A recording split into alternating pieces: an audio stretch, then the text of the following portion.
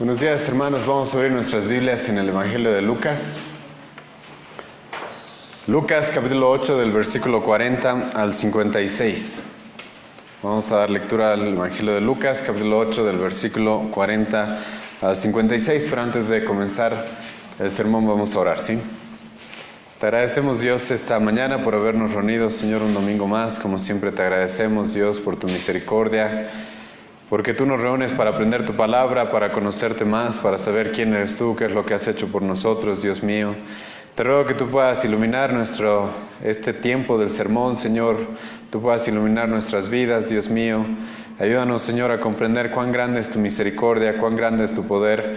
Ayúdanos a decir como el apóstol Pablo, que sabemos que como él, Señor, que sabía en quién había creído. Te ruego que nosotros también sea de la misma manera. Te agradecemos, Dios, por este tiempo y te ruego que puedas obrar en medio de nosotros, en el nombre de Jesús. Amén.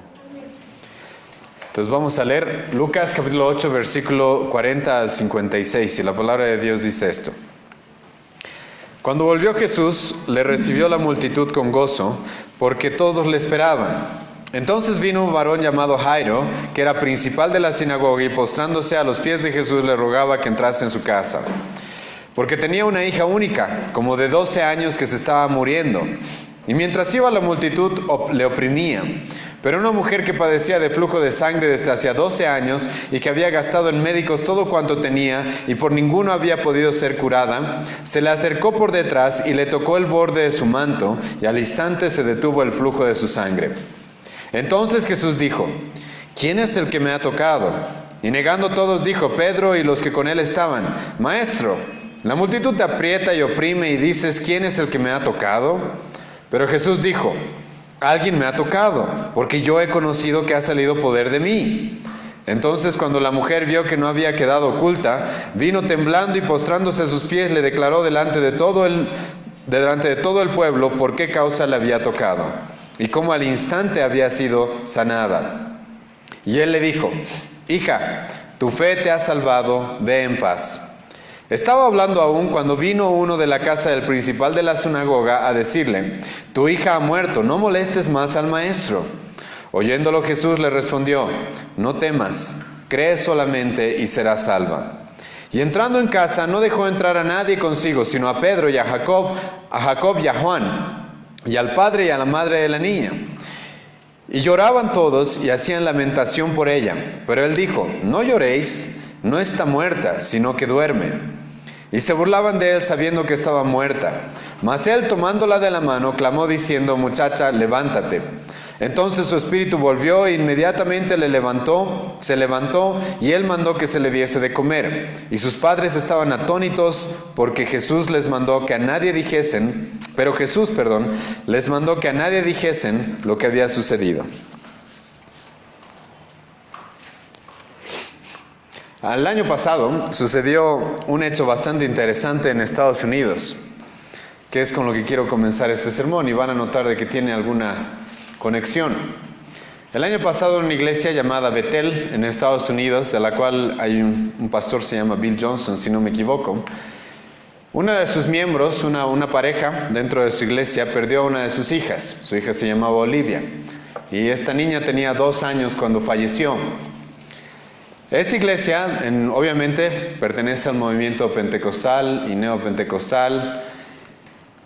La tuvieron una semana en su ataúd en la iglesia. Una semana la tuvieron en su ataúd en la iglesia, y no la estaban específicamente velando, sino que lo voy a decir es algo que se hizo noticia nacional. Ustedes pueden leer de esto en el Washington Post, por ejemplo, y en otros periódicos. Incluso salió en la televisión nacional en Estados Unidos. La tuvieron una semana a la niña en su ataúd, orando y rogando al Señor de que la resucite. Estuvieron, como ven, tiene alguna conexión con nuestro pasaje el día de hoy. Y ustedes mismos pueden buscar lo que ha sucedido en esa iglesia. Estuvieron una semana cantando de que niña, levántate, a lo que Jesucristo va a decir acá. Estuvieron una semana gritando, proclamando, declarando de que Dios la iba a levantar. Probablemente lo más seguro es de que muchas veces se le repitió a los padres de esta niña lo que hemos leído en este pasaje: no temas, solamente cree. No temas, solamente cree. Y entonces estuvieron una semana llorando, pidiendo, orando, clamando, proclamando, decretando, exigiendo de que Dios levante a esa niña. Dios no la levantó de entre los muertos. La niña, después de una semana, y bueno, la iglesia después dio algunas explicaciones. El pastor, sinceramente, me llamó la atención porque él decía de que a veces, y esto es común en ese tipo de contextos, de que a veces hay gente que muere y no estaba en los planes de Dios que muera. Es por eso que luego se la resucita Cristo. Y ellos pensaban de que eso es lo que había pasado con esa niña que se llamaba Olivia. Este año, igual, en Estados Unidos, murió uno de los jugadores de básquetbol más conocidos, llamado Kobe Bryant. No sé si alguno lo conoce. Si a alguno le gusta el básquet, es un nombre que constantemente se menciona. Y este hombre murió con su hija en un accidente de helicóptero. A las semanas después de su muerte, un pastor de manera pública dijo: yo puedo resucitar a Kobe Bryant si me pagan $50 millones. Ese tipo de cosas son comunes muchas veces en algunas iglesias. ¿Y por qué son comunes? Por una mala interpretación específicamente del pasaje con el que nos topamos en el día de hoy. La gente piensa de que hay personas como ese pastor que quería cobrar $50 millones para levantar de entre los muertos a Kobe Bryant. Piensan de que la fe es como una energía cósmica, que algunos tienen más fe y por eso pueden hacer ciertas proezas o ciertos milagros.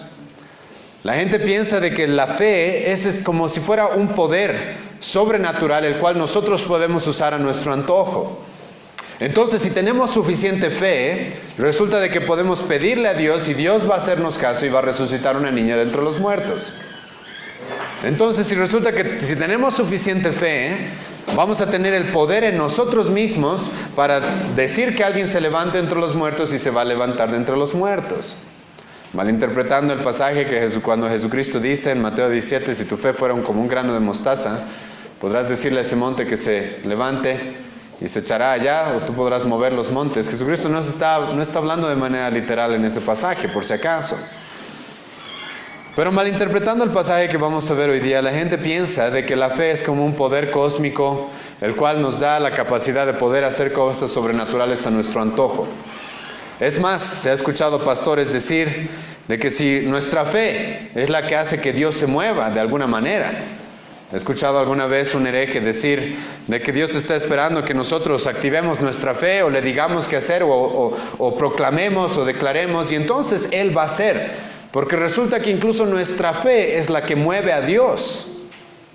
Y esto está sumamente conectado a este pasaje, ¿sí o no?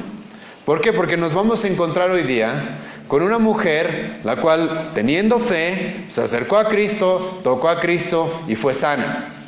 Vamos a encontrarnos con un hombre, el cual Jesucristo mismo le va a decir, tú ten fe, y entonces luego va a resucitar a su hija. Y por una lectura superficial y una interpretación muy mala, la gente ha llegado a la conclusión de que es nuestra fe en realidad la que mueve y la que hace las cosas. Entonces fue la fe de la mujer que hoy día vamos a ver, la cual provocó el milagro. Fue la fe del hombre, fue la fe de este padre, el cual provocó que se resucite de entre los muertos. Pero ahora escuchen bien esto, hermanos, y esto es bien importante que empecemos siempre cuando nosotros leemos la Biblia a utilizar nuestra razón, a utilizar la propia razón que Dios nos ha dado, la capacidad de razonar. ¿Qué ser es el ser más grande y poderoso que existe? ¿Dios? ¿Sí? Creo que todos podríamos concluir de que es Dios, ¿sí o no? Bueno, si nosotros decimos de que nuestra fe es lo que hace que Dios haga o no haga ciertas cosas, estamos diciendo de que en este universo hay una fuerza cósmica que es más poderosa que Dios. No sé si se dan cuenta de eso. La gente que interpreta este pasaje de esa manera está diciendo eso, de que hay una fuerza en este universo que es más poderosa que Dios. Porque resulta que no importan los planes de Dios, no importa la soberanía de Dios, no importa lo que Dios quiera o no quiera hacer, si yo tengo fe, las cosas se van a hacer. De ahí sale todo un movimiento que en Estados Unidos se conoce como el movimiento de palabra de fe, el cual muchas de nuestras iglesias en nuestra ciudad están involucradas, en las cuales ellos dicen, ¿sí? Si tú proclamas y dices las cosas con fe, entonces las cosas se hacen. Tú tienes un milagro en tu boca, solo necesitas fe. Si tu fe fuere grande, entonces puedes decirle, como ya dije, a tal monte que se mueva y se va a mover. Por algún motivo no vemos ningún monte moverse, no hemos visto nunca en la historia de la humanidad a alguien mover montes. Pero todo esto, toda esta confusión y todas estas prácticas que incluso hacen quedar muy mal a la iglesia, que incluso yo me pongo, no sé específicamente, no me adentré a la situación de los padres de la niña que les comenté al principio, pero yo me pongo en su situación y resulta de que me predican este tipo de pasajes y me dicen que si tengo suficiente fe, yo puedo pedir que mi hija resucite y va a resucitar, y resulta que al final del día no pasa. Entonces, ¿qué es lo que sucede? O yo no tengo fe suficiente, o Dios me está fallando, o Dios no tiene poder suficiente, o tal vez Dios no me ama, porque Dios tal vez amó a Jairo, como vamos a ver hoy día, que sí estuvo dispuesto a resucitar a su hija. Tal vez a mí no me ama. Entonces, todo este tipo de confusión, todo este tipo de prácticas que son raras y que la gente en el mundo mismo se da cuenta de que son cosas extrañas, que supuestamente la iglesia cristiana hace, provienen de una mala interpretación de este pasaje. Así que les voy a pedir de que prestemos bastante atención a cuál es la interpretación correcta de este pasaje. La interpretación correcta del pasaje siempre proviene del mismo pasaje. Ahora déjenme ponerlos un poco en el contexto. La interpretación de la Biblia siempre proviene ¿de dónde? De la misma Biblia. La Biblia interpreta la Biblia, ¿sí? Esa es nuestra regla principal para cuando nosotros predicamos, por si acaso. Estamos en un contexto en el cual hay una pregunta la cual se hizo en el capítulo 8, en la cual probablemente todo gira alrededor de esa pregunta. No sé si recuerdan, hemos visto hace 2 semanas Jesús calmando la tempestad. Entonces Jesús hace un gran milagro, calma la tempestad, los discípulos piensan que van a morir, Jesucristo calma la tempestad, y luego los discípulos se preguntan esto, versículo 25 de nuestro mismo capítulo. ¿Quién es este? ¿Quién es este hombre que puede incluso mandar a los vientos, mandar al mar? ¿Quién es este hombre? ¿Quién es este hombre? Y si ustedes van a darse cuenta, van a notar un patrón en estos pasajes, incluso en este capítulo. Los discípulos, después de ver el milagro de Jesucristo, van a tener miedo. Lo mismo pasó la semana pasada cuando vimos el milagro de Jesucristo con el endemoniado gadareno, o los endemoniados gadarenos, como nos dice Mateo. La gente después del milagro, ¿qué pasó? Tuvo miedo. Lo mismo va a pasar en nuestro pasaje. La mujer va a tener miedo. Jairo, el padre de la niña, y las personas alrededor, igual van a temer. Van a temer. Muy parecido a la reacción de los discípulos después de que Jesucristo calmó la tempestad. Tuvieron miedo porque se enfrentaron con alguien muy grande. Alguien que no podían imaginar quién puede ser este hombre que tiene tal poder. Si ustedes leen este capítulo, tomando en cuenta estas cosas, van a notar de que también hay otro patrón que se repite una y otra vez. El patrón en el que se repite, en la semana pasada, por ejemplo, hemos visto a miles de demonios postrarse ante los pies ¿de quién? De Cristo. Eso es importante, ¿sí? Y les aseguro que si los discípulos hubieran tenido espacio quizás en su pequeña barca, ellos también se hubieran postrado a los pies de Jesucristo después de que hizo el milagro de la tempestad, de calmar la tempestad. Pero la semana pasada hemos visto a miles de demonios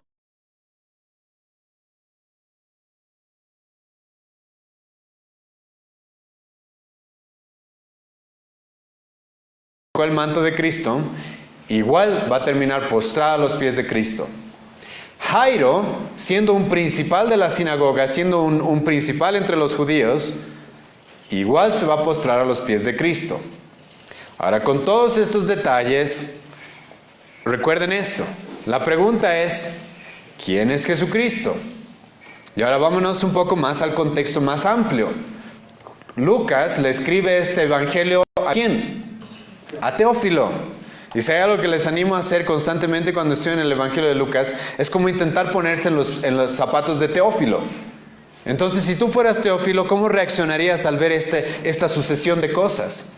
Entonces ves un milagro tremendamente grande, y hemos visto en pasajes anteriores, por ejemplo, nos hemos topado con la incredulidad de las personas. En este mismo capítulo 8 nos hemos topado con que Jesucristo dijo de que hay mucha gente que cuando escucha la palabra, cuando escucha el Evangelio, algunos van a creer, otros no van a creer. Jesucristo va a lidiar en este pasaje con la incredulidad de mucha gente que no está dispuesta a aceptar quién es Él. Y resulta que Jesucristo hace el milagro de la tempestad y la pregunta surge, ¿quién es este hombre? Y luego Lucas, por algún motivo, porque no está Lucas escribiendo en este pasaje de manera cronológica. Ustedes pueden comprobar eso cuando lean el Evangelio de Mateo, por ejemplo. Mateo es más cronológico, Lucas no. Probablemente los milagros que nos va a relatar acá en realidad pasaron antes o después. Si ustedes leen el Evangelio de Mateo van a notar de que este milagro de la hija de Jairo y de la mujer del flujo de sangre sucede cuando Jesucristo llamó a Mateo como uno de sus discípulos. Nosotros hemos visto eso en el Evangelio de Lucas en el capítulo 5 antes. ¿Por qué? Porque Lucas no escribe específicamente de manera cronológica, sino le interesan más los temas principales. Y entonces resulta que tú eres Teófilo, Lucas te está escribiendo un evangelio para explicarte quién es Cristo, y entonces los discípulos se preguntan ¿quién es Él? Y Lucas inmediatamente te confronta ¿con qué? Con esta clase de milagros, con Jesucristo teniendo poder, un poder sobre los seres espirituales, sobre los demonios, un poder realmente sobrenatural que nunca habían visto antes. Como dije, los judíos acaban a hacer exorcismos, pero eran un chiste sus exorcismos. De tal manera que Jesucristo mismo va a decir, cuando ustedes exorcizan a alguien, luego esa persona termina peor que antes, porque el demonio se va y vuelve con 7 más. Sus exorcismos realmente no son eficaces. Y entonces Lucas lo va a confrontar a Teófilo con esto. Jesucristo mira el poder que tiene sobre los demonios. Y ahora nos vamos a topar con 2 milagros consecutivos. 2 milagros consecutivos. Jesucristo teniendo dominio sobre las enfermedades, y Jesucristo teniendo dominio incluso sobre la muerte. Entonces, ¿cuál es el propósito de este pasaje? El propósito de este pasaje es responder esta pregunta. ¿Quién es Cristo? ¿Quién es Jesucristo? Y ese es el propósito de Lucas. Ahora, esto es de suma importancia. ¿Por qué, hermanos?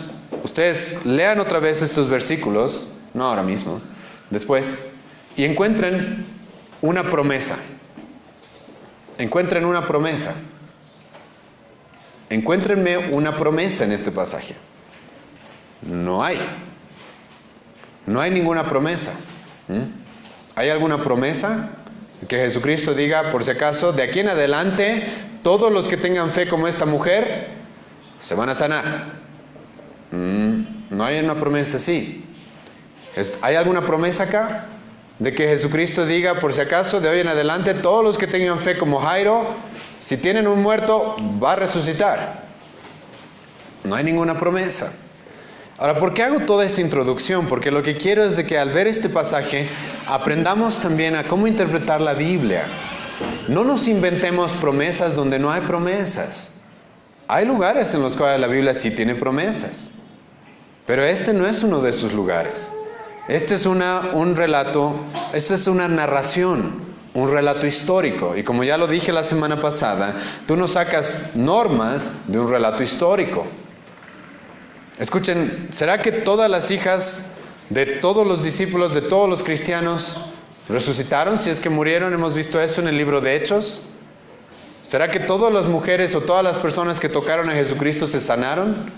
No. Incluso en este mismo pasaje encontramos eso. ¿Por qué? Porque el mismo pasaje nos va a decir que no era la mujer no fue la única que tocó a Jesucristo. Había una multitud tocando a Jesucristo. Y decir de que dentro de esa multitud no había nadie con fe, sería, creo, decir algo que sin ninguna evidencia. Porque tenemos a los discípulos, los apóstoles y un montón de gente que ya ha visto los milagros de Jesucristo y que había escuchado quién era Jesucristo. Entonces, como ven, este pasaje no tiene promesas y no entiendo por qué los pastores lo utilizan como si hubiera promesas. Ese es un gran, gran error. Y lo que ustedes tienen que aprender a hacer es a poder discernir. Como Pablo dice, examinen, primera Tesalonicenses capítulo 5, examinen lo que se les predica. Disciernan lo que se les predica. No todo lo que se les dice puede ser verdadero. La Biblia más bien nos manda que seamos como los de Berea, ¿sí o no? Hechos capítulo 17. Que aunque un apóstol te esté predicando el día de hoy, que no te está predicando un apóstol el día de hoy por si acaso, no le creas. Ve a la Biblia y comprueba que realmente es la verdad. ¿Se acuerdan? Los de Berea hicieron eso. No importa que el apóstol Pablo, al cual Cristo mismo había llamado para ser su apóstol, al cual Cristo mismo se le había aparecido, no importa. Los de Berea iban a la palabra a ver si realmente era así. Y es lo que debemos hacer. Y mucha gente comete serios errores agarrando este tipo de pasajes y utilizándolos como si hubiera promesas, cuando no hay promesas.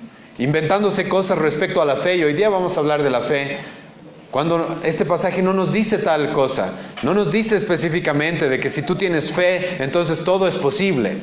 No nos dice específicamente eso. En otros lugares Jesucristo va a decir cosas parecidas, pero en un contexto diferente. Jesucristo va a decir cosas parecidas en un contexto distinto y con una fe que se relaciona a la salvación, no específicamente a los milagros. E incluso, como vamos a ver hasta el final hoy día, Jesucristo le va a decir, después de hacer uno de los milagros más grandes, resucitar a una niña, Jesucristo mismo le va a decir a las personas que presenciaron esto, no digan a nadie. No quiero que la gente me venga y me siga por eso, ¿sí? No quiero ser famoso y conocido porque resucito, porque tengo el poder para resucitar ahora mismo a todos sus seres queridos, fallecidos. Imagínense la fila que tendría Jesucristo de personas pidiéndole, por favor resucita a mi tío, por favor resucita a mi abuelita, por favor resucita a mi papá, por favor resucita. La gente moría constantemente en aquella época. Jesucristo mismo vivió la muerte, adivinen de quién. De su padrastro, José. Y adivinen qué pasó. No lo resucitó. Entonces este pasaje no tenía el propósito de ser normativo, de ser algo que se va a repetir una y otra vez por toda la historia de la humanidad. Y eso es de suma importancia para comenzar nuestro estudio del día de hoy. Con todo esto, vayan conmigo al versículo 40. Es ahí donde comienza todo. Jesucristo fue al distrito de Gadara. Fue con un propósito, y fue con el propósito específicamente de liberar a 2 endemoniados que nadie nunca los había podido controlar, nadie nunca los había podido liberar. Va con ese propósito y estamos, escuchen bien esto, en el contexto de la incredulidad, ¿sí? Porque ¿qué es lo que sucede en ese distrito? Resulta que la gente ve a Jesucristo liberar a 2 endemoniados de manera sobrenatural, cosa que nunca jamás habían visto. ¿Y qué le dicen a Jesucristo? No le dicen, Cristo, ¿qué tal si hacemos una carpa los martes de liberación? Trae a tu endemoniado y aquí lo liberamos. No le dicen eso a estas personas. Lo que estas personas le dicen a Jesucristo es, vete de acá. No queremos que estés cerca de nosotros. Ahora, raro, ¿no? Cuando mucha gente en nuestra época utiliza más bien ese tipo de cosas para atraer a las personas. Nuestro pasaje nos muestra que después de que Jesucristo mismo hizo esto, la gente más bien lo rechazó. Para aquellos que creen de que el ver cosas sobrenaturales y ver exorcismos y ver liberaciones va a hacer que la gente crea y se convierta, bueno, este pasaje te dice lo contrario. Puede ser de que esa misma gente luego te rechace el Evangelio. Es lo que a Cristo le pasó. Y después de haber sido rechazado, hemos visto que Jesucristo le muestra misericordia a pesar a esa comunidad y le manda el primer misionero probablemente extranjero, gentil. Entonces el endemoniado o el ex endemoniado quiere ir con Jesucristo y Jesucristo le dice, no, tengo un plan especial para ti, ve y predica. Ve y predica. No le dice, ve y tú echa fuera demonios, le dice, ve y tú predica. Predica lo que Dios ha hecho contigo. Y como hemos visto la semana pasada, lo más probable es que Jesucristo no le está diciendo, ve y repite que te he liberado de los demonios. Porque eso era algo que nuestro mismo pasaje nos dice que ya sabía todo el pueblo. Como hemos visto la semana pasada, probablemente Jesucristo se quedó tiempo con esta persona, explicándole el Evangelio y guiándolo hacia la salvación, explicándole la necesidad de que sus pecados sean perdonados y quién es Él y qué es lo que Él había venido a hacer, morir por nosotros. Entonces este hombre lo más seguro es de que tenía el mensaje del Evangelio y debía ir y expandirlo en esta zona. y lo hizo bastante bien. Tanto así que Marcos nos dice, capítulo 5, versículo 20, de que él fue por toda Decápolis, no solamente fue a su casa, no solamente fue a su pueblo, sino por todo el distrito, fue predicando. Y después de eso Jesucristo decide subirse a la barca, entonces no quieren que esté acá, me voy, no me quieren, puedo irme, Jesucristo se va. Y se va, algunos dicen, probablemente una vez más a Capernaum. O sea, vuelve al lugar donde antes ya había estado, donde había una multitud de personas los cuales se empujaban entre ellos. El lugar donde Jesucristo tuvo que prestarse la barca de Pedro para predicar, porque ya no tenía espacio donde predicar en lugar seco. Entonces, para hacerse espacio y poder predicar a las multitudes, se prestó la barca. Probablemente volvió a ese mismo lugar, a Capernaum. Ahora, Capernaum tiene un detalle bastante importante. ¿Cuál es ese detalle? Si ustedes leen el capítulo 10 de Lucas, van a notar de que Jesucristo va a decir de que ese lugar es un lugar impenitente. Ese lugar es un lugar impenitente. Capernaum era un lugar donde la gente rechazó a Jesucristo. Fue un lugar donde Jesucristo mismo va a decir, tú Capernaum, ¿sí? Escucha lo que dice el versículo 15 del capítulo 10 de Lucas. Y tú Capernaum, que hasta los cielos eres levantada, hasta el Hades serás abatida. Entonces no es un lugar en la cual está llena de creyentes, por si acaso. Es un lugar en cierta manera hostil hacia Jesucristo. A pesar de que Jesucristo pasó gran cantidad de su ministerio, gran cantidad de tiempo en su ministerio, haciendo milagros ahí y en los alrededores. Por eso también va a hablar de Sidón y de otros pueblos, de otros lugares, los cuales Jesucristo va a decir, si se hubieran hecho tantos milagros en Sodoma y Gomorra, ellos ya se hubieran arrepentido. Pero ustedes van a recibir un castigo peor que el de Sodoma y Gomorra. ¿Por qué? Porque al ver las maravillas de Jesucristo, al escuchar la predicación de Jesucristo, este lugar era un lugar impenitente. No estaba dispuesto a arrepentirse, no estaba dispuesto a poner verdaderamente su fe a Cristo. Ese es un detalle importante comenzando nuestro pasaje. Y resulta que dice que cuando volvió Jesús, le recibió la multitud con gozo, porque todos le esperaban.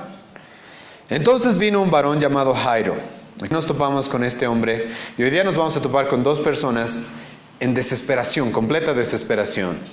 Y vamos a ver la misericordia divina de Jesucristo.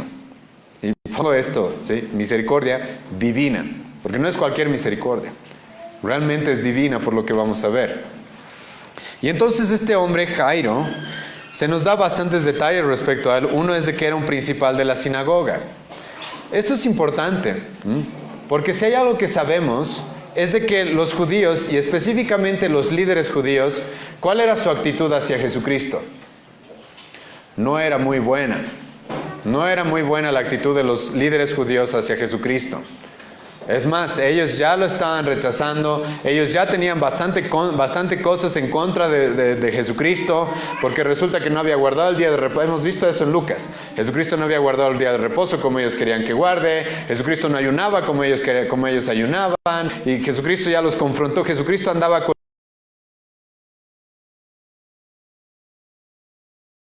o de Mateo o de ese tipo de pecadores. Entonces estos ya tenían problemas con Jesucristo. Peor aún, cuando Jesucristo dijo, ¿se acuerdan?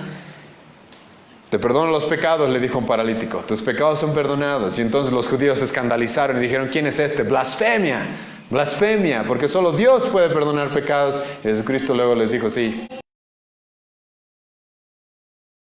Estoy parafraseando por si acaso. Entonces no había una buena disposición del liderazgo judío hacia Jesucristo. Y esto es importante. ¿Por qué? Porque a pesar de que no había una buena disposición, este Jairo probablemente vio lo que hizo. Probablemente este hombre era un principal en la sinagoga, en la misma en la que Jesucristo hizo en el capítulo 4 de Lucas, un milagro de una liberación. Una liberación de un endemoniado, igual. Hemos visto eso hace algunos meses. Probablemente Jairo, es lo más seguro, conoce de que a 30 kilómetros de Capernaum, en una ciudad llamada Naín, Jesucristo había resucitado al único hijo de una viuda. No sé si recuerdan eso, hemos visto eso en el capítulo 7 de Lucas, versículo 11, en adelante. Entonces este Jairo, por más de que era parte de los principales y de los líderes que probablemente tenían cosas en contra de Jesucristo, En el momento de desesperación, ¿qué es lo que hizo? Correr a Cristo. Ahora, no vamos a poner en tela de juicio de que si Jairo era un verdadero creyente o no. Yo personalmente creo de que no hay suficientes evidencias en este pasaje para decir eso con 100% de seguridad. Yo me inclino a decir de que sí. Probablemente él era un verdadero creyente. Probablemente él verdaderamente tenía fe en Jesucristo. Probablemente, digo, sí. Pero lo que sí sabemos es de que a pesar de la oposición, a pesar de que él siendo un principal entre los judíos iba a quedar mal entre sus compañeros, entre sus colegas, ¿por qué? Al ir a Jesucristo, él estuvo dispuesto a hacerlo. Él estuvo dispuesto a hacerlo. Es lo que normalmente la gente hace, ¿sí o no? Entonces, no queremos a Dios, nos olvidamos de Dios y cuando las cosas se ponen mal, ahí sí queremos a Dios, ¿no? Como el dicho que dice de que no hay ateos cuando el avión se está cayendo, ¿sí o no? Todos se ponen a orar. Eso es lo que pasa. Y estos hombres, este hombre Jairo, como la mujer, está pasando un tiempo de desesperación. Su hija está a punto de morir, como vamos a ver más adelante. ¿Y qué es lo que sucede? Escucha lo que pasa. Postrándose a los pies de Jesús, como ya dije al principio. La semana pasada hemos visto miles de demonios postrarse a los pies de Cristo. Ahora vamos a ver a un principal entre los judíos postrarse también ante los pies de Jesucristo. Esta es una postura de sumisión, esta es una postura de humillación, esta es una postura de reconocer de que tú eres el Señor. Y Jairo se postra ante los pies de Jesucristo y le ruega a Jesucristo de que entre en su casa. Esto igual es controversial. ¿Por qué? Porque los judíos no dejaban entrar a su casa a cualquier persona. Ya nos hemos topado, ¿se acuerdan? Y ya hemos pasado esto. Jesucristo en la casa de un fariseo, ¿se acuerdan? Simón el fariseo. Y una mujer pecadora entra a la casa de Simón el fariseo y el fariseo se escandaliza. Porque como una pecadora, ¿no? Va a limpiarle los pies a Jesucristo. Y como les expliqué aquella vez que prediqué ese sermón, esa sección de la Biblia, o sea, los fariseos y los judíos eran bien celosos de quién entra a su casa. No cualquiera entraba a su casa. Eran bien celosos incluso de con quién compartes la mesa. No con cualquiera compartías la mesa. Por eso se van a quejar, ¿cómo vas a andar con pecadores, con publicanos? ¿Cómo vas a comer con ellos? Pero este hombre está dispuesto. Si ven a mi casa, ven, entra a mi casa, no hay ningún problema. ¿Por qué? Porque está en un momento de desesperación. Y hay algo que Lucas nos va a decir, y es de que tenía una hija que era única. Una única hija. Por algún motivo Lucas va a hacer énfasis en eso. Con el milagro de la viuda de Naín, ya nos dijo de que era su único hijo. Va a haber un milagro más adelante en el capítulo 9, y nos vamos a topar igual con el único hijo de un hombre, el cual tenía un demonio igual. Entonces esto es algo que Lucas le presta atención, es su única hija. Y tenía como 12 años. Ese es un detalle importante, porque nos topamos con algunas cosas interesantes. Vamos a toparnos más adelante con una mujer que estuvo 12 años enferma, y al principio de este pasaje nos topamos con una niña que tiene 12 años, que estuvo creciendo probablemente sana por 12 años. Pero ahora está en una situación bastante complicada. ¿Qué nos dice Lucas? Que estaba muriendo. Ahora Lucas sabe de lo que habla porque él mismo es, según Colosenses 4, es médico. Entonces Lucas era el médico amado, ¿sí o no? Entonces sabe de lo que está hablando y dice, esta niña estaba muriendo. Y entonces Jesucristo está dispuesto. Esto es interesante, la misericordia de Cristo.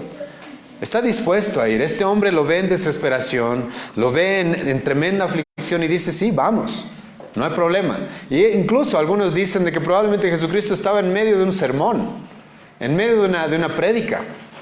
Porque si ustedes ven el Evangelio de Mateo van a notar de que Jesucristo estaba discutiendo el tema del ayuno y otro tipo de cosas.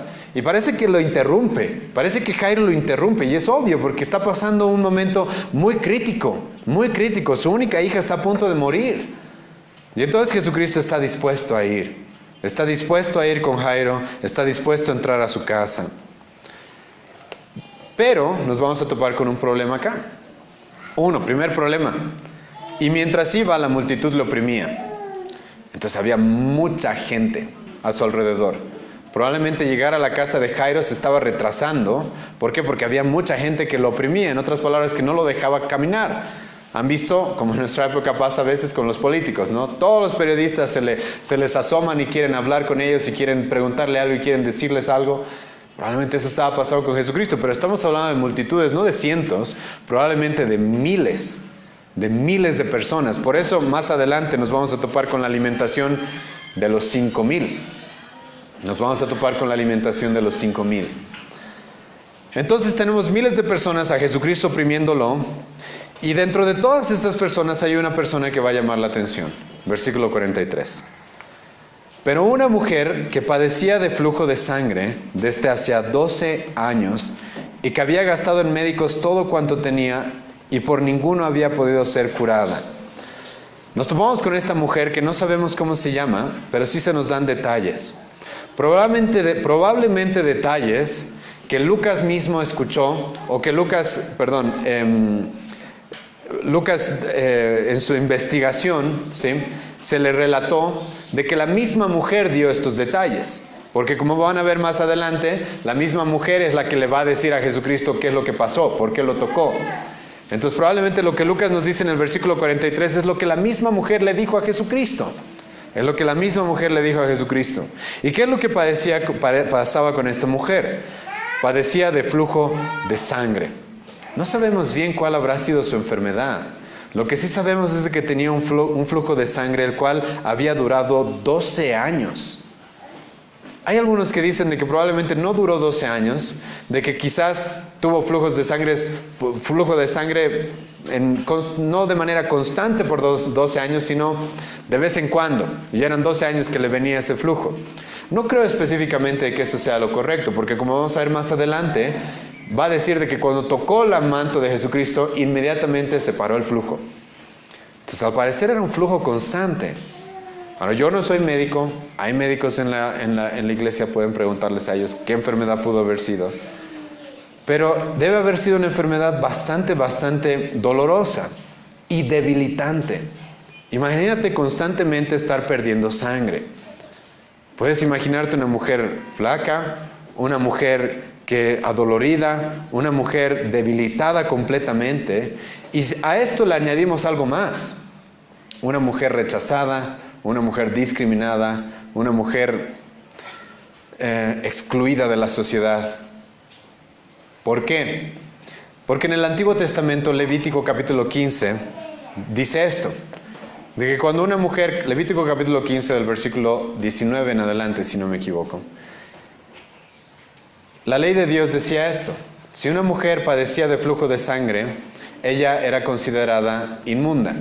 Ahora, cuidado con esa palabra inmunda, si no es como nosotros utilizaremos esa palabra como un insulto. No es específicamente un insulto, pero es una mujer que era impura, que probablemente estaba padeciendo una enfermedad, y para evitar contagio, y aparte también para evitar que se contamine el lugar santo, el lugar donde se reunía el pueblo, el tabernáculo, ella no podía participar.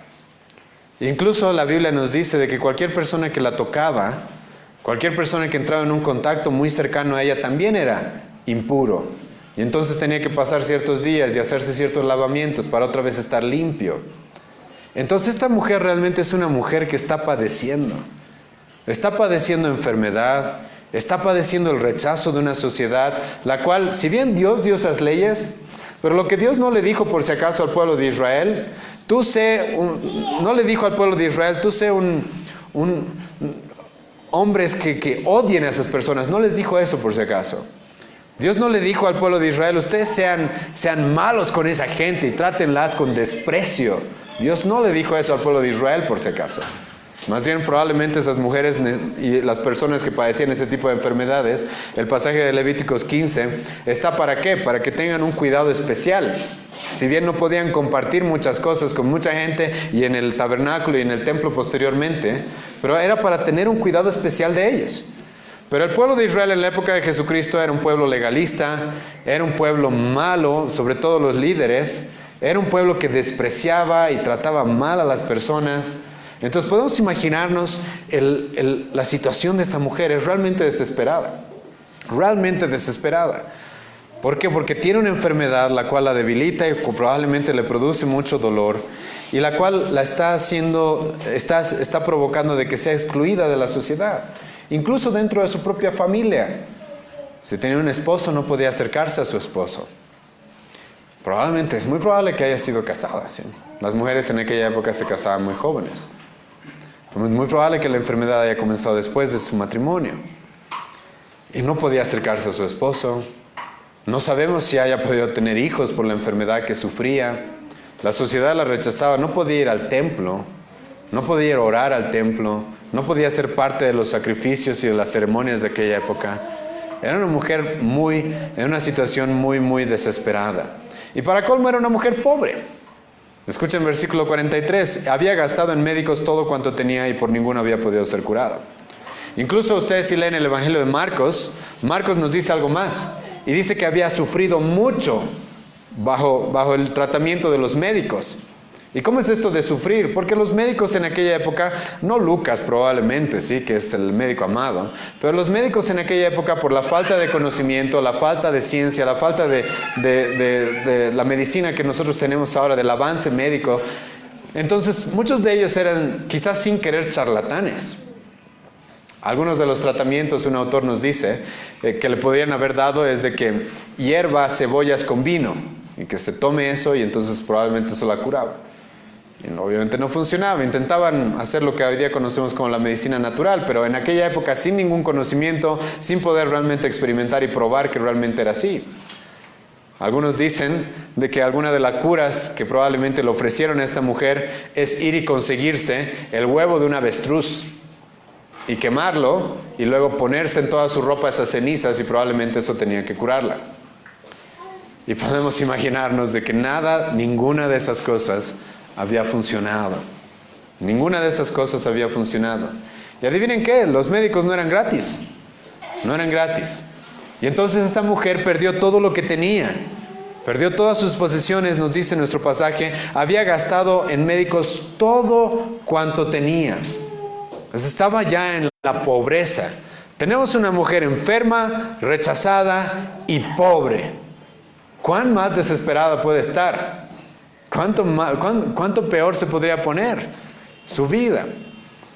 Y ahora esto es interesante y voy a poner en contraste esto más adelante. Respecto a que esta mujer ha tenido que gastar todo en médicos, pero adivinen cuánto va a gastar en Jesucristo. 0, ¿sí? ¿Y por qué menciono esto? Porque la gente que utiliza este mismo pasaje para decirte de que tengas fe, que Dios te va a curar, te va a sanar, al mismo tiempo por algún motivo te piden dinero. Por algún motivo te piden dinero, ¿no? Entonces, si tú tienes fe, si así de grande es tu fe, así de grande tiene que ser tu ofrenda. Bueno, ¿ustedes notan el contraste que Lucas nos muestra acá? Médicos, charlatanes, quitándole todo el dinero a esta pobre mujer, y Cristo dispuesto a sanarla gratis. Gratis, completamente gratis. Y les aseguro que si Cristo sana a alguien hoy día, y puede hacerlo, vamos a hablar de eso más adelante, Cristo tiene todo el poder para sanar al que quiera el día de hoy, y si lo hace, adivinen qué, también es gratis, ¿sí? Él no cobra por hacer milagros, nunca ha cobrado por hacer milagros y nunca va a cobrar por hacer milagros. Creo que ese es un detalle importante. Y entonces esta mujer, por todo lo que les digo, se acercó desde atrás, es obvio, versículo 44. ¿Por qué? Porque no se le podía acercar de manera pública. Es más, esta mujer ya se estaba arriesgando mucho, porque podemos imaginarnos de que hay una multitud rodeando a Jesucristo y la mujer tiene que abrirse paso. La mujer tiene que abrirse paso. ¿Por qué? Porque hay mucha gente alrededor de Jesucristo. Y por ende, al abrirse paso, está tocando a mucha gente.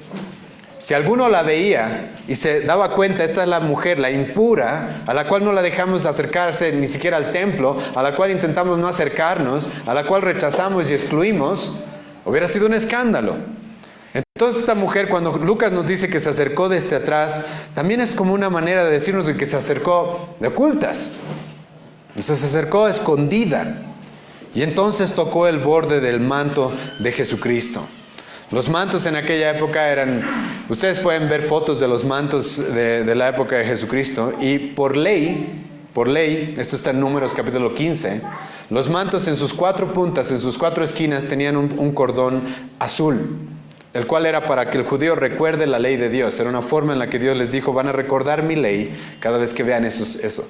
Entonces en su propia ropa estaba algo para recordar la ley de Dios. Jesucristo, siendo un buen judío obediente a Dios, su manto era igual. Entonces probablemente la mujer tocó uno de esos bordes, tocó uno de esos lugares donde salía esta cinta de color azul. ¿Y qué es lo que sucedió? Al instante se detuvo el flujo de su sangre.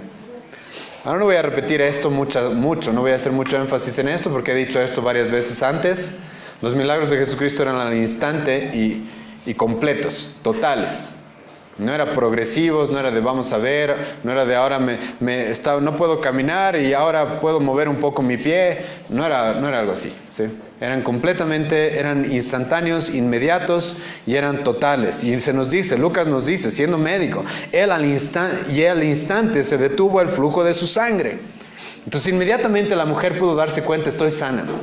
Y como les dije, probablemente este flujo de sangre era algo continuo, diario, con lo que lidiaba todo el tiempo. Y entonces fue sana completamente. Versículo 45. Entonces Jesús dijo, ¿quién es el que me ha tocado?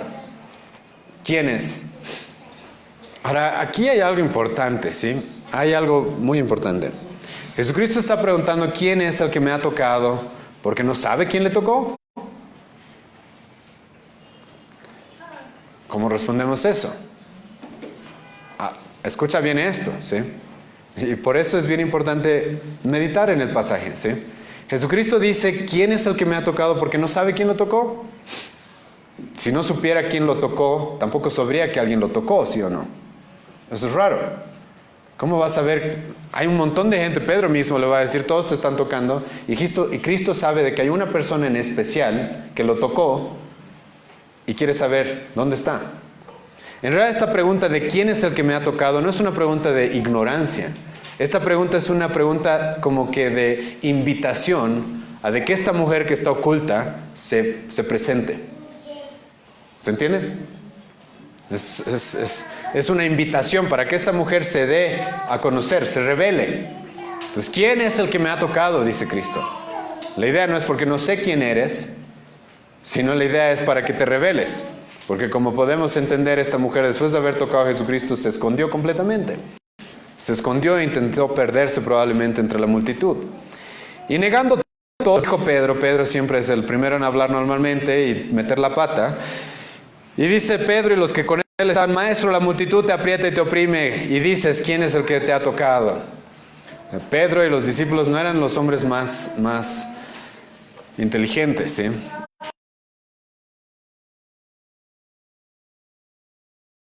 En sus vidas. Y entonces le van a decir a Cristo, ¿cómo preguntas tal cosa? ¿Cómo preguntas quién te ha tocado si todo el mundo te está tocando ahora? Y como dije, todo el mundo lo estaba tocando, pero por algún motivo esta mujer fue sana. Ahora es aquí donde entramos a este punto, ¿sí? Versículo 46, al punto del milagro. ¿Y por qué sucedió este milagro? ¿Por qué sucedió este milagro? Pero Jesús dijo, alguien me ha tocado porque yo he conocido que ha salido poder de mí. Ahora, ya dije esto al principio y lo voy a volver a repetir. ¿Cómo es esto, sí? De que la mujer tocó a Jesucristo y salió poder de Jesucristo. La interpretación que normalmente le dan las iglesias es esta. La mujer tenía tanta fe que se acercó a Cristo y tocó, y su fe fue la que produjo el milagro, como ya dije al principio. Esa es la interpretación que normalmente se le da. Como tenía fe, entonces se acercó y es como que Cristo no tuvo otra opción y alguien me robó mi milagro, ¿sí? Pero eso es demasiado absurdo. ¿Por qué es absurdo? Como ya dije al principio de este sermón, algunos de ustedes no estaban todavía, imagínense de que hay un poder que es más grande que Cristo. Eso es lo que están diciendo, ¿sí? Cuando piensan de que por la fe de la mujer, como que Cristo no tuvo otra opción de hacerle el milagro y su poder salió por el manto porque no había otra opción, pues por la tanta fe que tenía esta mujer. Lo que están diciendo es de que hay un poder que puede controlar a Cristo, que puede controlar a Dios mismo. Eso es como que nos estuviéramos creando otro Dios, porque hay algo que está por encima de Dios. Entonces Cristo tal vez no quería hacer este milagro, pero por la fe de la mujer no tuvo otra opción. Eso no puede ser correcto. No puede ser correcto. Porque la Biblia dice de que Él hace lo que Él quiere, cuando Él quiere, donde Él quiere, como Él quiere, al que Él quiere. Y no hay nadie que pueda detener su mano. La Biblia dice de que Él es soberano. La Biblia dice de que Él cuando no quería hacer milagros, no hacía milagros. Dios es soberano, no hay nada encima de Él, no hay nada encima de Cristo. No hay nada que pueda forzarlo a obrar de una manera o no. Como voy a mencionar una vez más adelante, esto adelante. 1 Juan 5:14, ¿qué dice? Todo lo que le pedimos a Dios, si está en su voluntad, Él nos oye. Entonces esta mujer sí quiere algo, ¿sí? Si quiere, está deseosa de algo, está deseosa de ser sana. Marcos nos dice de que porque había ya escuchado lo que Cristo hacía. O sea, esta mujer sabía quién era Cristo, conocía quién era Cristo, había entendido probablemente lo que a los judíos les costaba entender, de que Él no solamente era un hombre, no solamente era un maestro, sino de que Él era Dios mismo, hecho hombre. ¿Quién más podría tener el poder para sanar a tanta gente como ya había hecho? ¿Quién más tendría el poder para calmar la tempestad? ¿Quién más tendría el poder para haber resucitado al hijo de la viuda de Naín? ¿Quién más? Entonces esta mujer, sabiendo quién es Cristo, sabe, y esto es la fe, esto sí es la fe. Tener un conocimiento claro y confianza en quién creo, como dije al principio de mi oración. O sea, como Pablo, yo sé en quién he creído. Esta mujer se está acercando a Cristo sabiendo quién es Él. Esto sí es importante. Pero no podemos decir de que es por su fe específicamente que se provocó el milagro. Porque como ya dije, entonces estaríamos diciendo de que Jesucristo hay algo que puede controlarlo, hay algo que está encima de Él, hay algo que puede forzarlo a hacer ciertas cosas. Eso es blasfemia, hermanos. Eso es blasfemia. Decir de que alguien puede estar por encima de Dios, o un poder o lo que sea puede estar por encima de Dios obligándolo. Como tal persona dijo, nosotros movemos el brazo de Dios a donde queremos por nuestra fe. Eso no es lo que está pasando en este pasaje. Podemos estar completamente seguros de que si Jesucristo quiso hacer este milagro, podemos estar completamente seguros de que si este milagro se produjo, es porque Jesucristo quiso. Porque como ya dije, hay mucha gente alrededor de Jesucristo, tocándolo, y adivinen qué, no todos fueron sanos. No se nos dice que haya más gente aquí sana. Y dije, sería muy raro de que no haya nadie más que esta mujer con fe, por si acaso. Nadie más que esta mujer con fe alrededor de Jesucristo, sería muy raro. Y no se habla más de que alguien más esté siendo sano por tocar a Jesucristo. No. Entonces esto es un milagro porque Jesucristo quiso. Poder salió de mí. ¿Y quién es el que está al control de ese poder? Cristo. No la mujer, no su fe. Sino de otra manera estaremos diciendo que podemos de alguna manera tener poder encima de Dios, encima de Cristo, y eso no puede ser así. No puede ser así. Entonces Jesucristo dice, alguien me ha tocado, yo sé, ha pasado un milagro porque alguien me tocó. Y quiero que se revele esa persona. Quiero que se revele esa persona. Versículo 47. Entonces cuando la mujer vio que no había quedado oculta, vino temblando. Ahora escuchen esto una vez más. Vino temblando. ¿Por qué vienes temblando? Acaban de hacerte un milagro.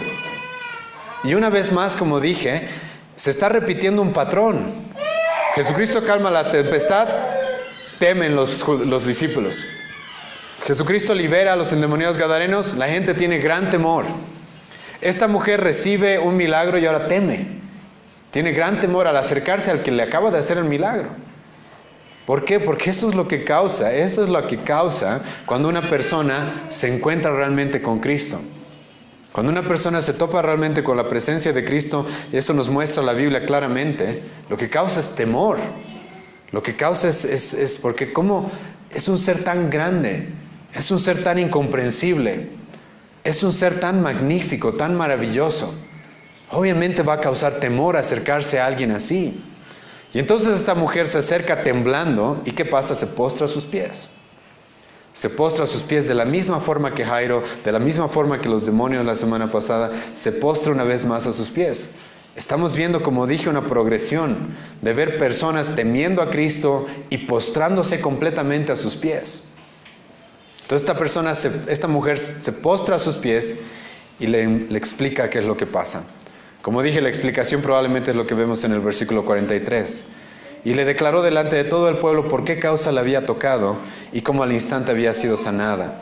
Entonces, le declaró lo que hemos visto en el versículo 43, su flujo de sangre, el problema que tenía, la enfermedad que ella estaba viviendo. Y escuchen lo que Cristo le dice. Y él le dijo, hija, nunca más Jesucristo va a utilizar ese tipo de título para alguien. Es la primera vez y la única en los evangelios en la que Jesucristo le va a decir hijo o hija a alguien. Y está hablando, ¿para por qué le está diciendo hija? Probablemente Jesucristo es menor que esta mujer, o probablemente son contemporáneos.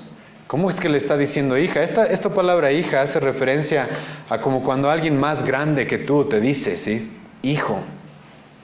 Como alguien que tiene mayor autoridad. Alguien que está en una posición mucho más elevada que tú, te trata como alguien, como un hijo. Como un hijo. Como Dios mismo va a decir en el Antiguo Testamento, sus hijos, no específicamente al pueblo de Israel, sino los reyes de esta tierra, incluso los ángeles. No les dice porque realmente sean sus hijos por naturaleza, Dios solamente tiene un hijo, pero les dice como son mis criaturas, de manera tierna, de manera compasiva y con cariño de cierta manera. Y entonces Jesucristo le dice, hija, a esta mujer, tu fe te ha salvado. Ahora, ¿por qué es que Jesucristo la llama a esta mujer? ¿Por qué no la deja ir simplemente con su milagro y ya? Porque aquí lo que Jesucristo está mostrando es de que esta mujer no solamente recibió un milagro, sino que la fe de esta mujer la había salvado de algo más grande. ¿Por qué es de que nosotros somos salvos? De la ira de Dios, del pecado y de la condenación. Efesios 2, versículo 8, por gracia sois salvos por medio de ¿qué? De la fe. Esta mujer había conseguido algo más grande por si acaso que su curación. Algo mucho más grande que su curación. Esta mujer, Jesucristo nos muestra, había sido salva. Porque tenía una verdadera fe en Cristo. Sí, el acercarse a Cristo de esa manera, confiando completamente en que Él es Dios, en que Él tiene el poder para sanarla, es la misma fe que todos nosotros debemos tener en Él. La misma fe que entiende de que Él es un ser tan grande, que es Dios mismo y se hizo hombre para morir en nuestro lugar, para salvarnos. Esta mujer había entendido eso. Tal vez no de manera completa, pero su fe era verdadera en quién era Cristo, qué es lo que Él podía hacer. Y entonces Jesucristo le dice, tu fe te ha salvado. Y esta palabra salvado, sozo en el griego, que viene de la palabra soteria, significa no solo salvación física, sino salvación eterna. Salvación eterna. Esta mujer ha llegado a la salvación. Todo aquel que cree en mí tiene, que dijo Cristo mismo, la vida eterna. Eso es lo que esta mujer había llegado a tener por su fe. Por su fe había conseguido algo mucho más grande que simplemente ser libre del flujo de sangre, sino que había sido salva de la condenación eterna. La misma palabra Jesucristo utilizó ya antes para referirse a eso, a la salvación de los pecados. A la salvación de los pecados. Y entonces Jesucristo recalca en esta mujer esta fe que ella había tenido. Y entonces le dice, ve en paz. Paz, shalom probablemente es la palabra que Jesucristo utiliza. No significa simplemente como un saludo más o una forma de despedirnos, sino realmente un deseo de, ve en paz en todo aspecto, ¿sí? Ahora sé que las cosas en tu vida van a estar bien. Ahora, hermanos, sé que cuando vemos este pasaje hasta este momento, existe en todos nosotros la tentación de malinterpretarlo, como dije. La tentación de decir, de que si yo me acerco a Dios, a Cristo, como esta mujer, entonces voy a conseguir mi milagro, voy a conseguir todo eso. Existe esa tentación.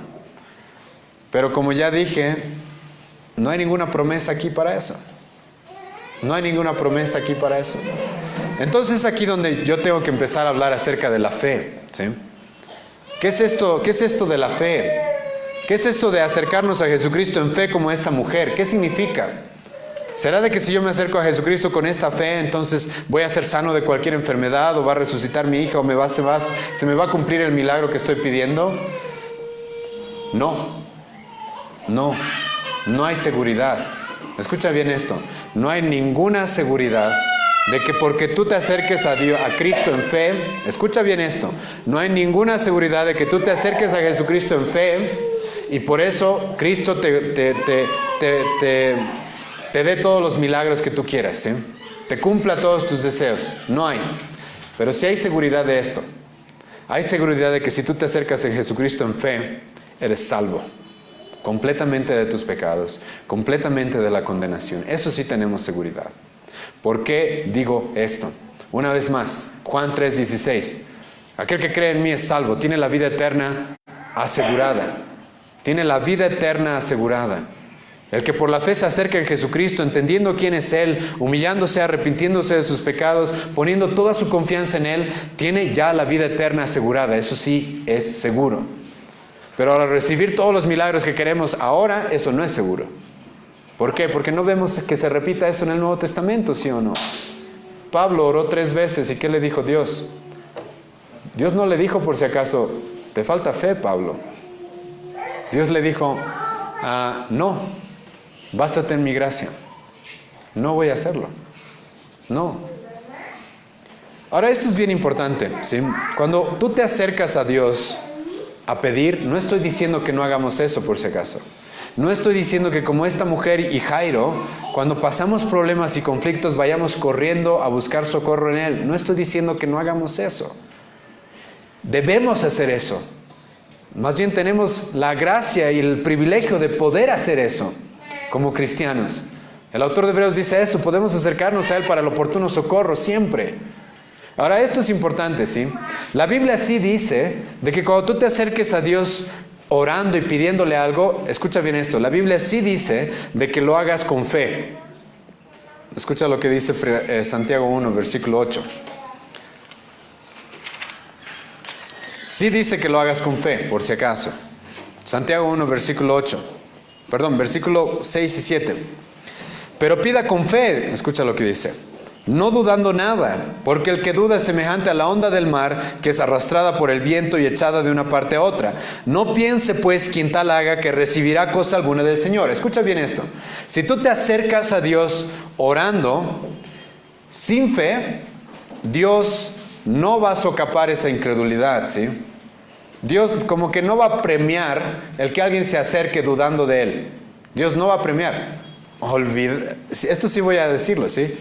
Si tú te acercas a Dios en oración pidiéndole algo y crees o tienes dudas en tu corazón de que Él pueda hacerlo, de que Él tenga el poder para hacerlo, de que Él tenga la capacidad para cumplirlo, Dios no va a premiar esa falta de fe.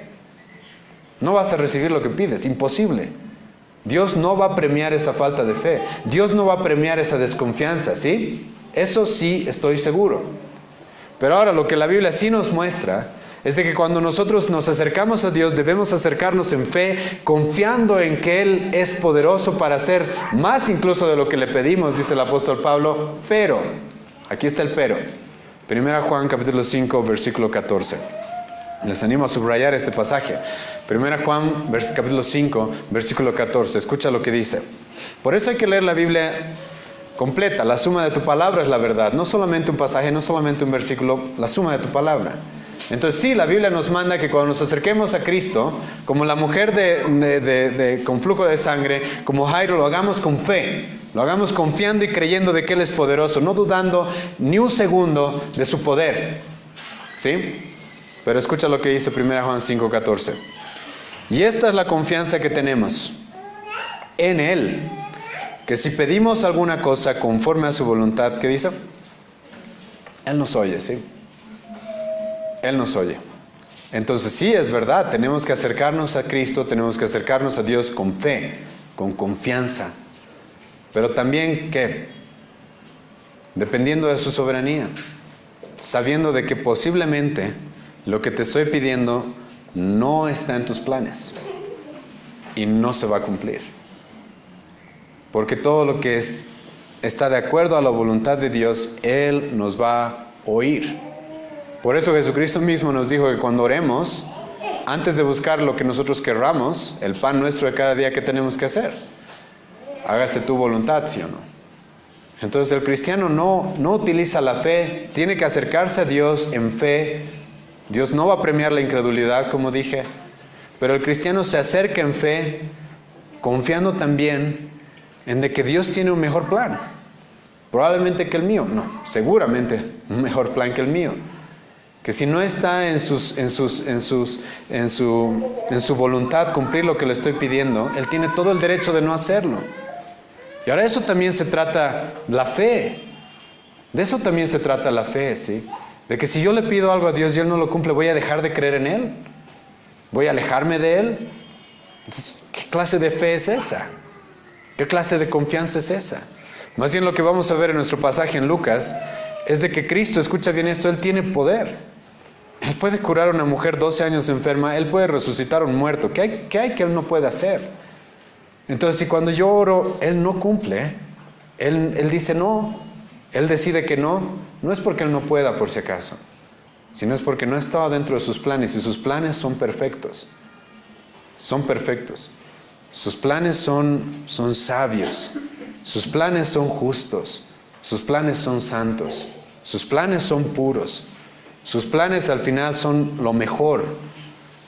Y tengo que confiar más bien en eso. Y es lo que la Biblia nos manda a confiar.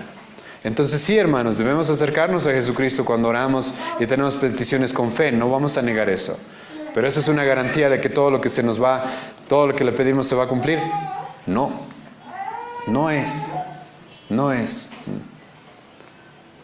Y no termina ahí nuestro pasaje. Escuchen cómo continúa. Las cosas se van a poner difíciles. Parece que aquí ya todo está bien y la mujer ha sido sanada, pero nos hemos olvidado de alguien hasta este punto. ¿De quién nos hemos olvidado? De la hija de Jairo. Y es interesante que Jesucristo le dice hija a esta mujer cuando estaba yendo a sanar a la hija de este hombre. Y resulta que escuchen lo que va a suceder. Versículo 49. Estaba hablando aún cuando vino uno de casa del principal de la sinagoga a decirle, tu hija ha muerto, no molestes más al maestro. Entonces la situación de Jairo, si ya era desesperada al principio, ahora es imposible. Ahora es imposible al entendimiento de sus siervos. Porque antes estaba enferma, estaba muriendo. Ahora ya está muerta. Y ahora aquí vemos que Jesucristo, como les dije, está también en un contexto de incredulidad. Porque la gente sí sabía de que Jesucristo había hecho milagros, pero resulta de que no, ya murió la niña, ya no hay más opción. Jesucristo ya no tiene más poder, Jesucristo hasta ahí llegó probablemente. ¿Han escuchado lo que dicen estos hombres? O sea, no molestes más al maestro. O sea, es solamente un maestro. Es solamente un maestro. Y entonces ven la muerte como que algo que ya llega la muerte y ya fue. Ya no hay más. Ahora, esto sí es bien importante en nuestro pasaje, ¿sí? Esto sí es bien importante en nuestro pasaje. La gente que no entiende realmente quién es Jesucristo, ve la muerte sin ninguna esperanza. Sin ninguna esperanza. Como a veces dicen, ¿no? Todo tiene solución menos que la muerte. La gente que no entiende verdaderamente quién es Cristo, cuando llega la muerte, ahí se acaba todo. Ahí terminó. Ahí ya no hay más. Pero eso sí es una diferencia con aquellos que tienen su fe y entienden claramente quién es Cristo. Por lo que vamos a ver más adelante. Oyéndolo, Jesús le respondió, no temas, cree solamente y serás salva. Ahora, ¿qué está haciendo Jesucristo ahí? Una vez más, ¿sí? Le está diciendo a Jairo, si tu fe es suficiente, cuando llegue la voy a resucitar. No le está diciendo eso, ¿sí? Lo está fortaleciendo probablemente para que no se desanime. ¿Por qué digo esto? Vayan conmigo al Evangelio de Mateo. Mateo nos da un detalle interesante. En el capítulo 9 de Mateo se nos relata el mismo pasaje. Y escuchen, Mateo lo va a resumir por si acaso. Lucas nos da como que la historia larga. Mateo más bien lo que va a hacer es resumir esto. Y probablemente lo va a resumir y nos va a empezar a relatar desde el punto en el que la niña ya murió. ¿Por qué? Pero escuchen lo que pasa. Mateo 9, versículo 18. Mientras él les decía estas cosas, vino un hombre principal y se postró ante él diciendo, escuchen esto, mi hija acaba de morir, mas ven y pon tu mano sobre ella y vivirá.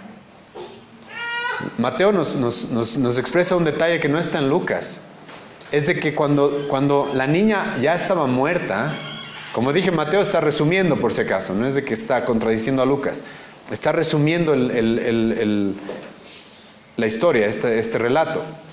Y Mateo nos dice que este hombre, al ver a su niña muerta, al saber de que su niña ya está muerta, ¿qué le dijo a Cristo? ven, yo sé que si tú la tocas, va a vivir.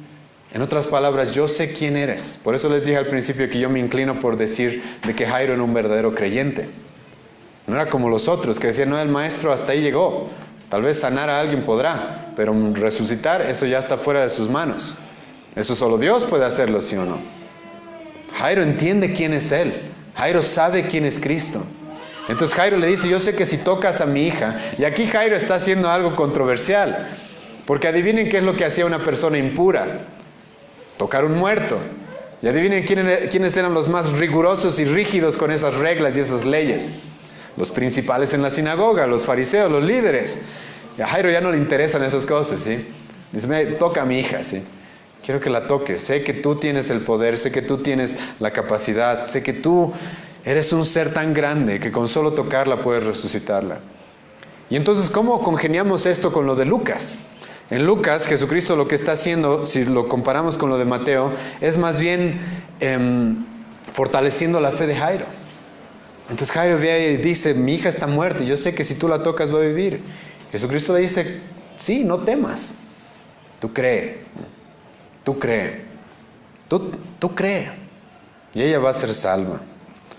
Entonces, versículo 51, entrando en la casa, no dejó entrar a nadie consigo. Esto es interesante. La mayoría de los milagros de Jesucristo fueron completamente públicos. Este no, por algún motivo no. Y Jesucristo dice, entrando a la casa, no dejó entrar a nadie consigo, sino solamente a 5 personas. Gracias a la misericordia de Cristo, Pedro no fue castigado en este momento. Podía haber sido castigado después de su pregunta, maestro, ¿por qué? ¿Cómo vas a preguntar quién te ha tocado? Pero Pedro tenía una relación especial con Cristo y Cristo tenía un propósito especial con Pedro. Y entonces se nos dice de que entró Pedro, Jacobo y Juan, y el padre y la madre de la niña. 5 personas entraron junto con Jesucristo a la casa.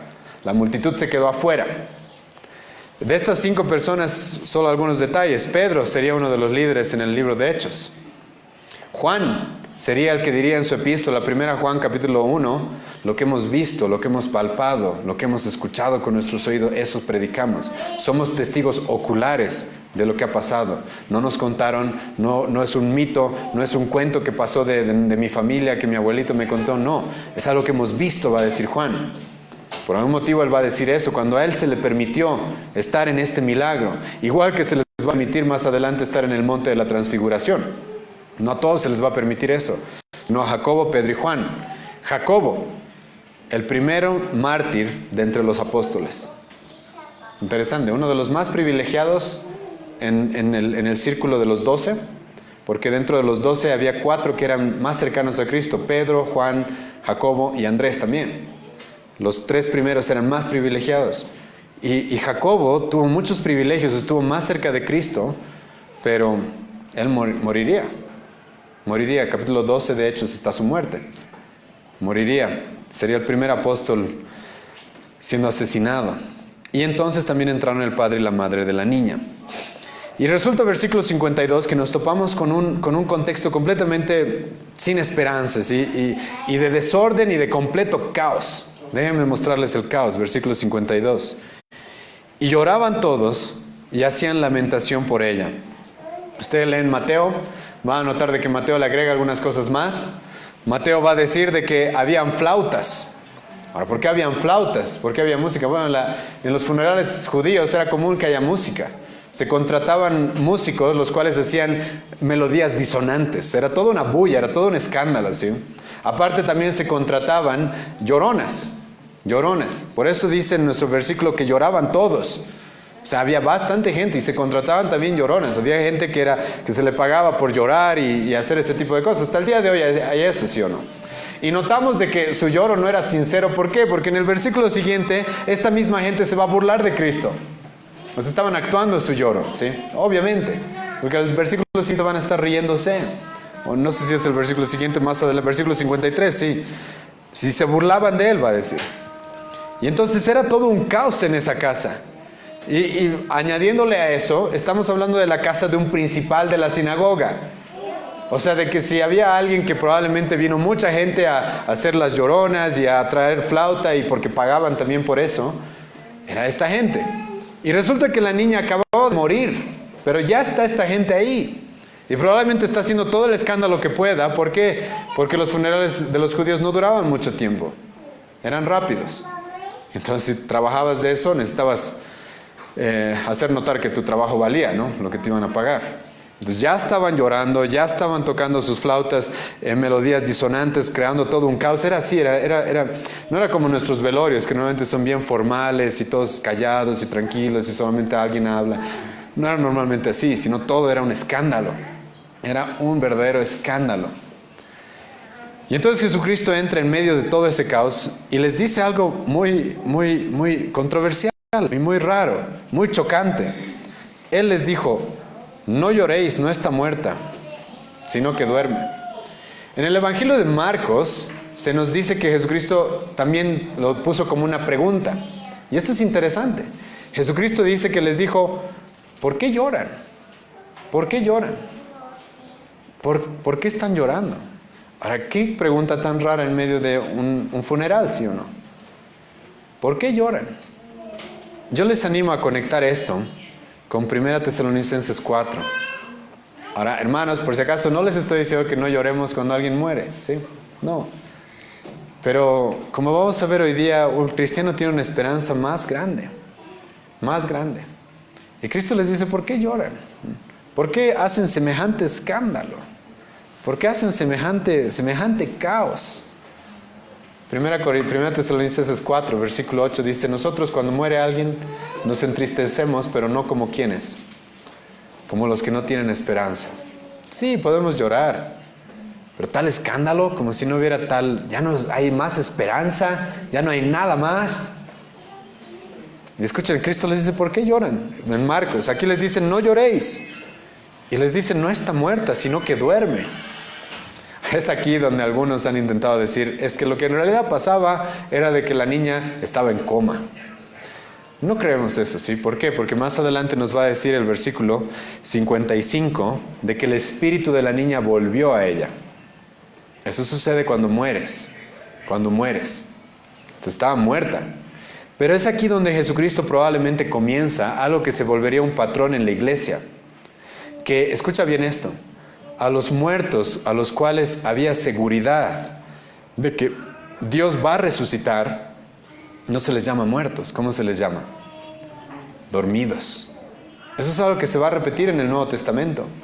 Aquellas personas que ya han fallecido, pero que hay completa seguridad de que van a resucitar, se les llama gente que está dormida. Dormida. Por eso de David, por ejemplo, en Hechos capítulo 13 se dice de que él durmió. Por eso en el capítulo 15 de 1 Corintios se habla de que no todos dormiremos, dice Pablo, y se está hablando de la muerte. ¿Y por qué se lo expresa de esa manera? Porque para el cristiano la muerte no es el fin. Es como que este cuerpo estuviera dormido, porque Dios promete que vamos a resucitar. Por eso Pablo le dice una vez más a los de Tesalónica, les dice: respecto a los que duermen, ustedes no sufran como los que no tienen esperanza. Y esto es importante porque como cristianos nosotros creemos eso. Aquellos que mueren creyendo en Jesucristo, tienen la promesa, esto sí es una promesa, ¿sí? ¿De qué? De la resurrección. Aquel que esté muerto, aquel que cree en mí, Jesucristo dijo, aunque esté muerto, ¿qué va a pasar? Vivirá. Jesucristo capítulo 5 de Juan va a decir: y yo mismo, con voz de mando, en un momento, voy a llamar y se van a levantar. Nosotros creemos, y esto sí es una promesa. Todos los que creen en Él, por eso se les dice dormidos, porque es seguro, es 100% seguro de que van a resucitar. Van a resucitar. Ahora, por si acaso, esto no significa de que cuando alguien muere está dormido verdaderamente ahí esperando que la resurrección. No, la Biblia nos dice de que el alma se va directamente con Dios. 2 Corintios 5, versículo 8. Pablo dice: separados del cuerpo, presentes con el Señor. Primera Filipenses capítulo 1, Pablo dice: yo quisiera irme, morir. Pablo está diciendo ahí: para mí el morir es ganancia. Y quisiera morir, dice Pablo, porque el morir es estar con el Señor. Entonces, lo que Pablo, cuando la Biblia se refiere a de que dormimos, es de que nuestro cuerpo es como si estuviera dormido. Es como si estuviera en un reposo. El alma, el espíritu, está con el Señor, directamente con el Señor. directamente ya disfrutando de la presencia del Señor. Pero Jesucristo les dice, duerme. Y como dije, esto de dormir se les llama a aquellos que han fallecido y es seguro que Cristo los va a resucitar. Esta niña era seguro que Jesucristo le iba a resucitar. ¿Y qué es lo que pasa? Se burlan, versículo 53. Se burlan de él sabiendo que estaba muerta. Se empezaron a reír de Cristo. Se empezaron a reír de Cristo. Ahora, ¿cuál descaro, sí? Para reírse de Cristo. Probablemente la misma gente que antes lo llamó maestro, que ya sabían de él, ya lo conocían. Jesucristo hasta este punto es bien, bien conocido. Y se le van a burlar.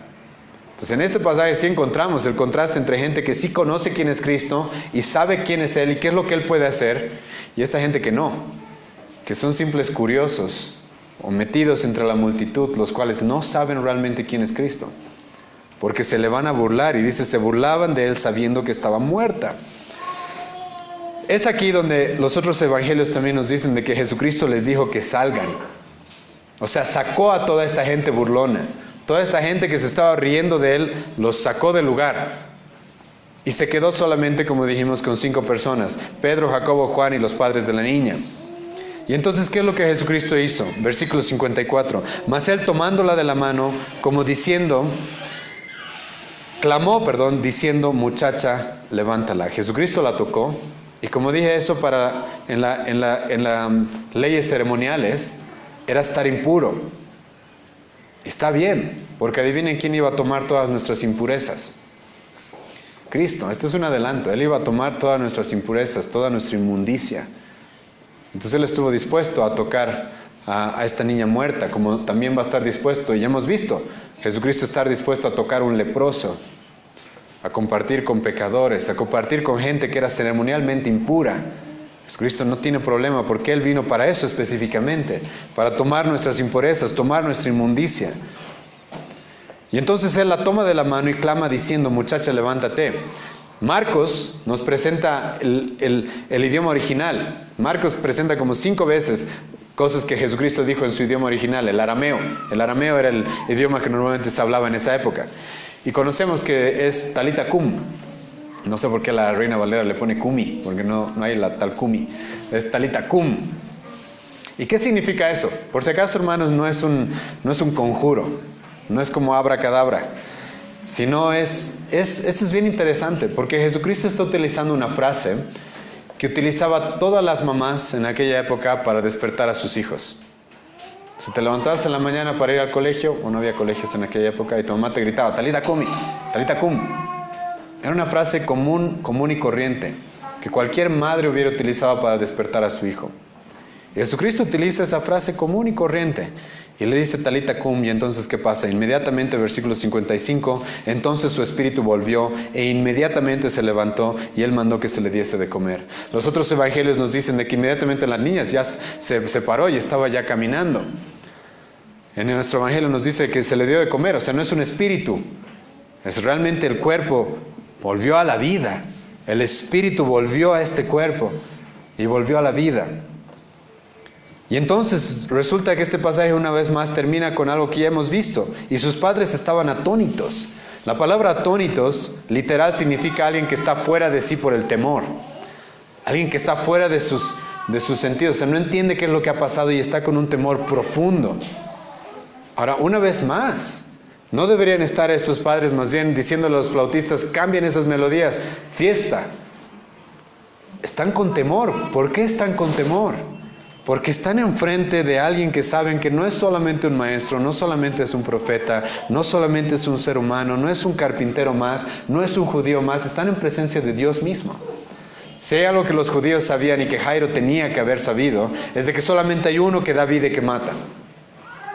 ¿Quién es ese? Dios. Solamente hay uno que da vida y que mata. Ustedes pueden leer eso después, 1 Samuel capítulo 2. Solamente hay uno que mata y que da vida, es Dios. Y entonces, ¿por qué este temor? Por el mismo temor que tuvieron los discípulos antes.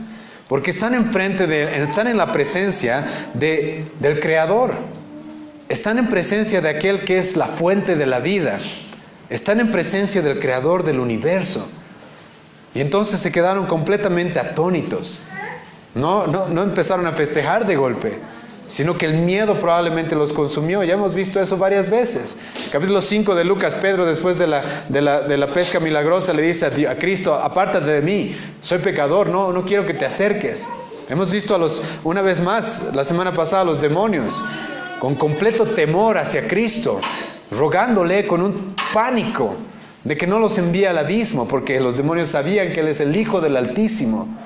Y entonces Jairo, en nuestro pasaje, entiende, ve este milagro, y ¿qué es lo que pasa? Se le abren los ojos, probablemente más de lo que él ya pensaba. Él ya había escuchado quién era Cristo, ahora había visto con sus propios ojos lo que le podía hacer, y entonces sabe que está en presencia del Hijo del Altísimo, del Hijo del Altísimo. Y entonces tiene miedo, entonces queda atónito él y su esposa.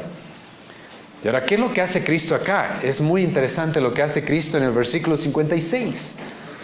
Porque una vez más es completamente distinto a la lógica que nosotros encontramos en nuestra época. ¿Qué es lo que Cristo no va a hacer? Una vez más les digo, Jesucristo no va a decir: bueno, ahora hermanos, ¿qué tal, Jairo, si usamos tu casa para que los días miércoles, días de sanación? O como he escuchado esta semana de la Eclesia, creo que hoy día es su día de poder, ¿no? Y de milagros. ¿Qué es lo que Cristo va a hacer acá? Eso es bien interesante. Le va a decir a sus padres, pero Jesús les mandó que a nadie dijesen lo que había sucedido. Ahora, ¿por qué haces eso? ¿Por qué haces eso? ¿Por qué más bien les prohíbes que expandan esto? Y pónganse bien en el contexto. Escucha, esto es bien importante para que entiendan esto, para que entiendan lo que está pasando acá. ¿Se acuerdan qué es lo que la gente le dijo a Jesucristo antes? Jesucristo dijo: esta niña está dormida. Y la gente, Jesucristo los bota y les dice: Jesucristo les dice: está dormida, y los bota. Y la gente se burla y dice: no, está muerta. Lo que la gente hubiera pensado probablemente, después de que Jesucristo salgan con sus discípulos con la niña parada, es de: qué macana, sí estaba dormida, ¿sí? No estaba muerta, ¿o no? Porque Jesucristo les dice: está dormida, y ellos no entienden de lo que está hablando. Nosotros sí entendemos porque tenemos más revelación en la Biblia. Ellos no entienden lo que está pasando, ellos no entienden qué está sucediendo ahí. Entonces le dicen: la niña está dormida, y probablemente se quedaron con eso: la niña está dormida. Y Jesucristo le prohíbe a sus padres hablar del milagro. Ahora, ¿por qué haces eso? ¿Por qué es que haces eso? Uno, Jesucristo no quería ser conocido por los milagros. Jesucristo no quería ser seguido por simplemente ser un milagrero y que la gente lo busque para conseguir milagros. No. Dos, escucha bien esto, porque la gente, por ver un milagro de este calibre, escucha bien esto, la gente por ver un milagro de este calibre, escucha bien, no está más cerca a la salvación que los otros que no han visto un milagro así. ¿Sabían eso? A veces las personas me vienen y me dicen esto: pero si tan solo, no sé, vieran un milagro, vieran alguien resucitar o vieran algo sobrenatural, tal vez así creerían. Vayan conmigo a Lucas capítulo 16. Lucas capítulo 16. Escucha lo que Jesucristo mismo va a decir.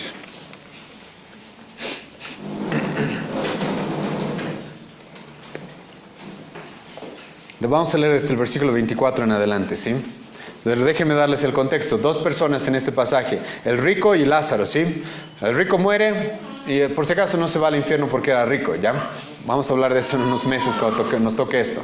Se va al infierno porque era malo, ¿sí? Él representaba a los líderes judíos corruptos. Y se va al infierno. Lázaro muere y por si acaso tampoco se va al cielo porque era pobre, ¿sí? Se va al cielo porque probablemente era un hombre, no probablemente, era un hombre de fe en Dios, ¿sí? Todos los que llegan al cielo es por la fe. Nadie llega por ser pobre, por alguna de este tipo de cosas. Y entonces estos dos hombres se van uno al infierno, el otro al cielo. Por si acaso este pasaje no está hecho para que pensemos de que entre el infierno y el cielo nos podemos ver. No es la idea de este pasaje, ¿ya? Jesucristo está poniendo como que un ejemplo, una ilustración, pero no nos está diciendo, por si acaso aquí les estoy explicando, que el Hades está a unos cuantos metros del cielo y nos podemos mirar los unos a los otros. No es la intención de este pasaje. La intención de este pasaje es mostrar que los milagros, escucha bien esto, no van a producir verdadera fe, ¿sí? Los milagros que la gente pueda ver de manera ocular, los milagros que la gente pueda ver, así un muerto resucitar o un paralítico caminar, esos milagros específicamente no van a producir verdadera fe. De eso se trata este pasaje. ¿Por qué? Porque el rico está en el infierno y le dice a Abraham, Abraham, por favor, envía a alguien para que le diga a mis hermanos que les advierta para que no lleguen acá, ¿sí o no? Eso le dice. Y escuchen lo que dice versículo 24 en adelante. Entonces él dando voces dijo, Padre Abraham, ten misericordia de mí y envía a Lázaro para que moje la punta de su dedo en agua y refresque mi lengua porque estoy atormentado en esta llama. Pero Abraham le dijo, Hijo, acuérdate que recibiste tus bienes en esta tierra y Lázaro también males, pero ahora este es consolado aquí y tú atormentado.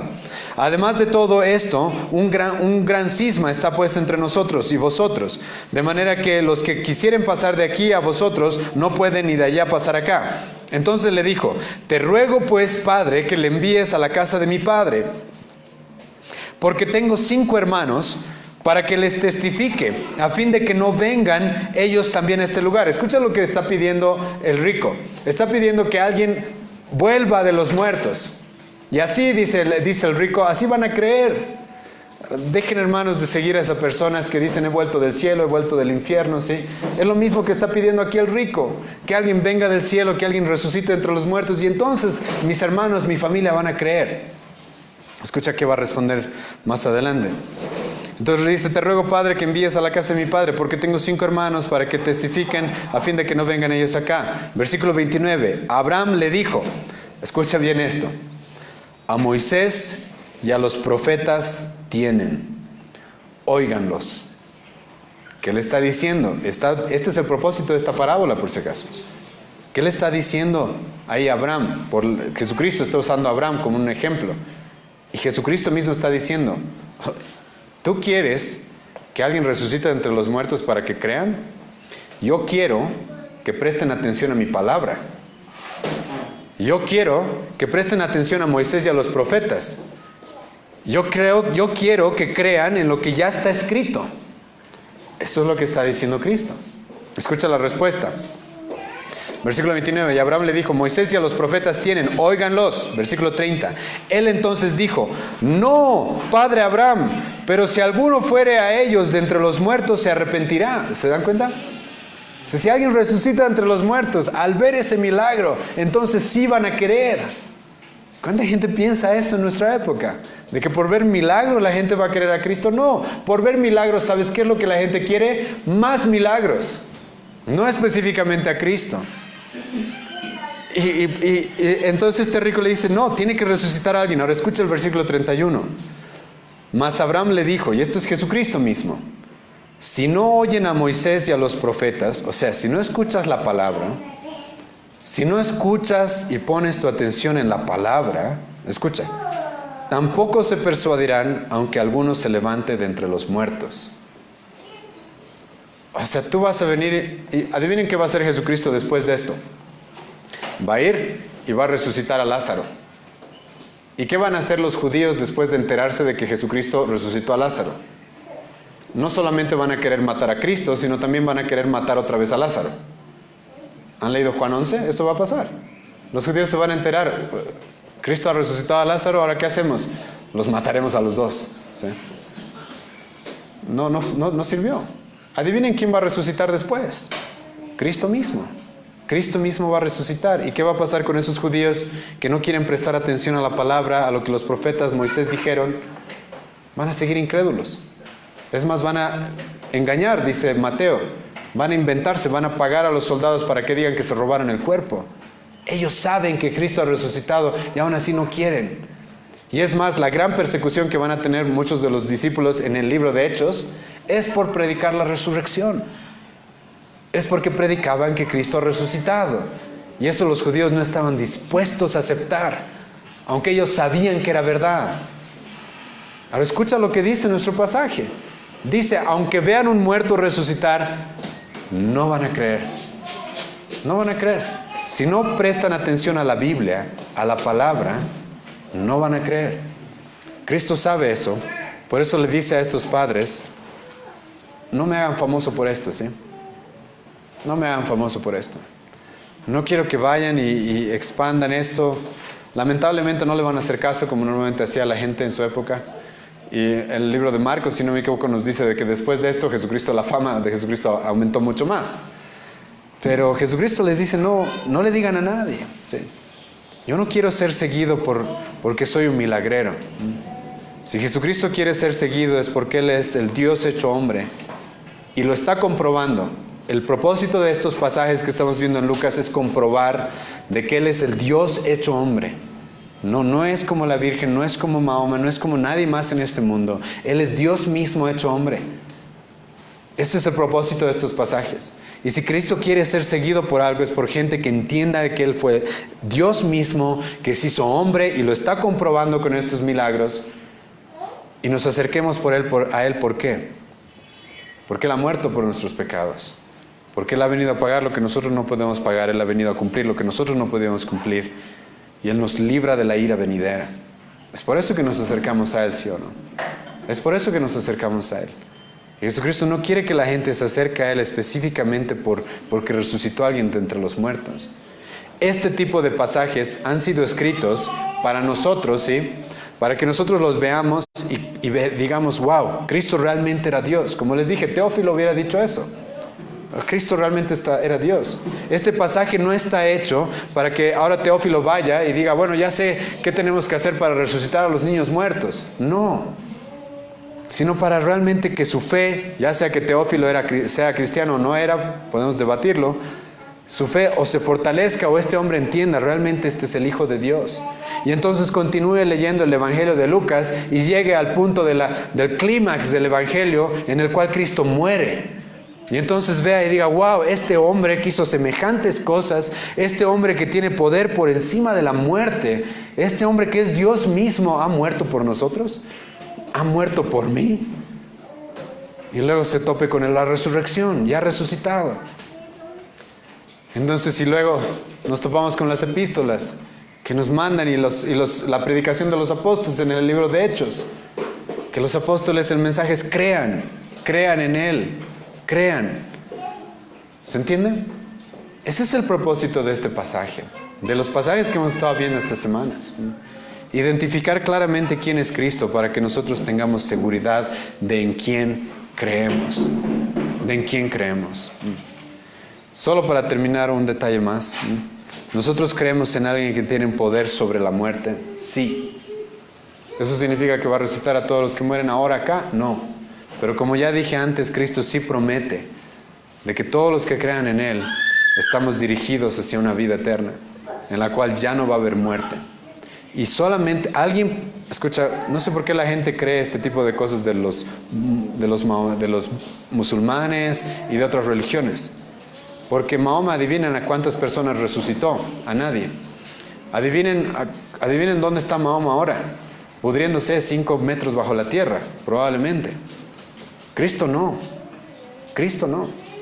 Cristo ha resucitado y entonces nosotros podemos tener confianza y al ver estos pasajes y ver de que Él realmente tiene poder sobre la muerte, podemos tener completa confianza de que aunque yo muera, sé a dónde estoy yendo. Porque yo creo en alguien que tiene poder por encima de la muerte y lo ha demostrado. No queda duda. Y eso es a lo que apuntamos, ¿sí o no, hermanos? Eso es lo que esperamos. La resurrección de entre los muertos. Eso es por lo que gemimos, dice Pablo. ¿Sí o no? Romanos capítulo 8. Pablo dice, gemimos con toda la creación, esperando la renovación de este cuerpo. Esperando que todas las cosas sean vueltas a ser, sean restablecidas. Es para eso. Y este tipo de pasajes nos recuerdan de que creemos en alguien que tiene completo poder para lograr eso. Y nuestra fe no es en vano. Por eso Pablo va a terminar su vida diciendo, yo sé en quién he creído y estoy seguro de que es poderoso para hacer todo lo que Él ha prometido, para recompensar todo lo que yo he hecho en esta vida. Yo sé que Él es poderoso. Vamos a orar. Te agradecemos, Dios, esta mañana por el pasaje que hemos podido ver. Como siempre te agradecemos, Dios mío. Y te rogamos de que tú puedas abrir nuestros ojos, Señor, abrir nuestra mente, nuestro corazón a lo que hemos visto el día de hoy. Nos ayudes a utilizar la Biblia de manera correcta, Señor. No nos dejes ver promesas donde no hay promesas, pero ayúdanos a verte a ti, Señor, y tu gloria, y tu misericordia, y tu poder, y tu soberanía, y tu grandeza, Dios, en todos los pasajes que estudiemos. Te ruego, Señor, de que tú sí hagas eso. Nos dejes verte a ti conocerte realmente, saber cuán grande es tu poder, cuán grande es tu misericordia. Y te agradecemos, Dios, por todo lo que has hecho hasta este momento, en esta iglesia, en cada una de las personas que está acá. Te rogamos de que nos ayudes a entender el Evangelio de manera concreta y profunda. Que no nos dejes desviarnos, Señor. Que no nos dejes, Señor, intentar llamar la atención de las personas con otra cosa que no sea tu palabra, tu Evangelio, Dios. Ayúdanos a poner nuestra confianza en ti, en tu Evangelio, Señor, en Cristo, en quién eres tú, qué es lo que has hecho por nosotros. Perdona, Dios mío, esta ciudad. Perdona, Señor, tantas iglesias que van por otros caminos, que usan pasajes como no deben utilizarlos, que prometen cosas que no se prometen, que ponen palabras en tu boca que no las has dado. Perdónanos, Dios mío, y te rogamos que puedas levantar más hombres fieles, los cuales estudien y profundicen tu palabra y nos muestren a Cristo, nos guíen hacia ti, hacia cuán grande eres y cuán grande es la salvación que nos has regalado. Afirma nuestra fe, Dios mío, en el nombre de Jesús te rogamos. Amén.